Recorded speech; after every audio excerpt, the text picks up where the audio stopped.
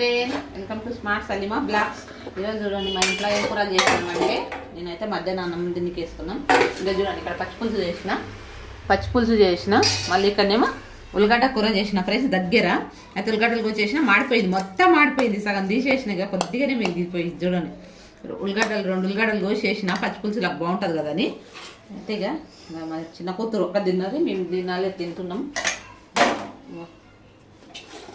మీ Sunday special ఏదో ఉంటుంది మా కాడ. అయితే పచ్చిపులుసు ఉల్లిగడ్డ కూర చేసినామండి. ఉల్లిగడ్డ కూర దగ్గర చేసిన, పచ్చిపులుసు చేసిన, ఇక్కడ అన్నం వండేసిన, కొద్దిగానే వండిన అన్నము. కొంచెం పొయ్యి మీద పెట్టి ఇట్లా అది కరివేపాకు అది తీసుకుని అది వేద్దామని కొత్తిమీర అన్ని కోసి వేద్దామనేసరికి మాడిపోయింది. చూడండి కూర మొత్తం మాడిపోయింది. ఇక మాడిపోయి ఘాటు అంటే ఘాటు ఇంట్లో ఇంత కొద్దిగా ఉంది. ఇంకా ఫ్రెండ్స్ మేమైతే ఇప్పుడు బాయ్.